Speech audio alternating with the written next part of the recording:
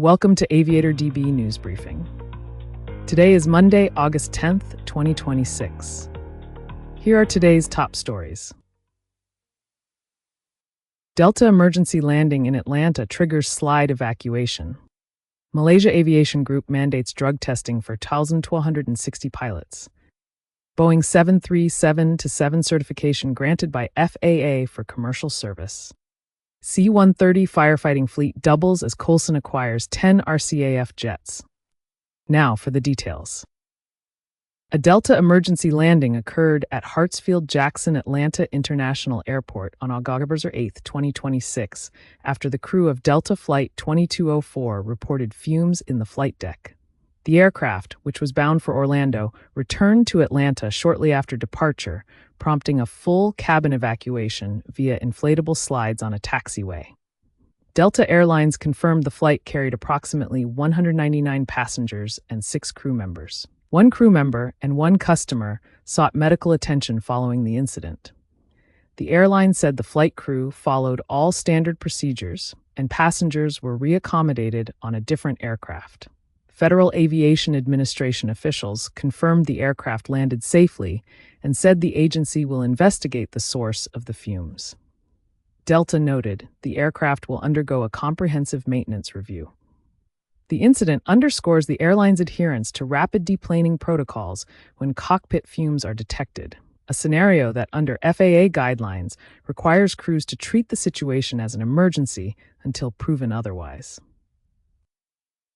Malaysia Aviation Group (MAG) has implemented a mandatory drug testing program covering 1,260 Malaysia Airlines pilots following the arrest of an off-duty second officer in Indonesia.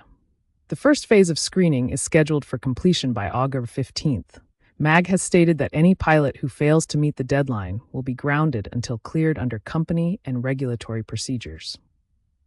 The policy shift follows Reuters reporting that the off-duty second officer, traveling as an observer in the cockpit jump seat, not as the pilot flying, was detained by Indonesian authorities. Officials reportedly discovered 26 kilograms of MDMA in the employee's luggage, and urine tests indicated use of cocaine and methamphetamine. MAG was explicit that the individual was not operating the aircraft at the time of detention. While MAG already maintained a random testing program, the blanket screening represents a significant shift toward comprehensive fitness for duty oversight. Malaysia's National Anti-Drug Agency, AADK, backed the initiative, noting it aligns with a zero-tolerance policy on drug abuse. MAG indicated the requirement will eventually extend to all active pilots and cabin crew. Industry analysts view the move as a corporate risk containment strategy designed to reassure regulators and the traveling public following a high-profile personnel failure. The FAA has officially granted Boeing 737-7 certification, clearing the aircraft for commercial service and updating Boeing's production authorization to include the model. The decision, announced August 10, 2026, follows a multi-year review process to ensure the aircraft meets rigorous safety and design standards. According to the FAA, the approval reflects years of work to resolve complex technical issues. Required modifications included flight control software updates, changes to flight crew alerting systems, and a redesigned engine anti-ice system to comply with the Aircraft Certification, Safety, and Accountability Act and NTSB recommendations. The agency noted that safety inspectors will remain on site at Boeing production facilities to monitor manufacturing quality and safety culture. While the Boeing 737-7 type certificate allows for commercial operations, first deliveries are not expected immediately. Aviation Week reports that Boeing anticipates the first aircraft to enter service in early 2027 as the company completes remaining development assurance and safety review deliverables.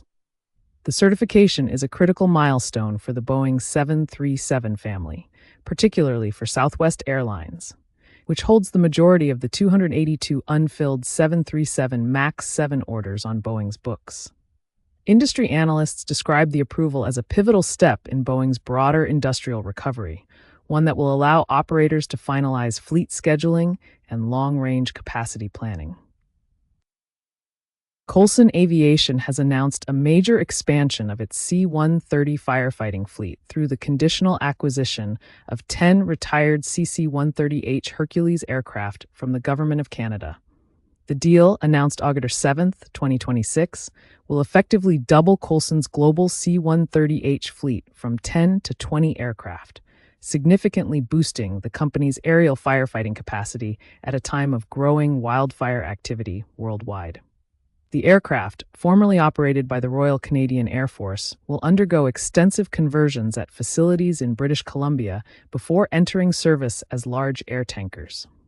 Coulson plans to equip the aircraft with the RAD-XXXL retardant delivery system, capable of dropping up to 4,000 gallons of water or fire retardant per pass.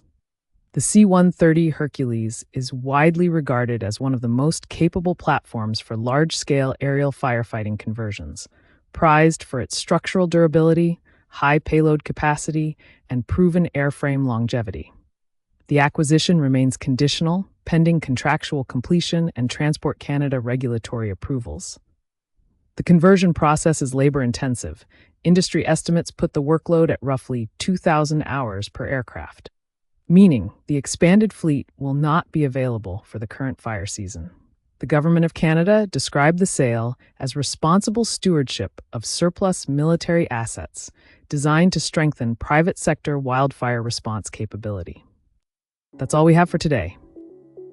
You can get the latest aviation news at AviatorDB.com.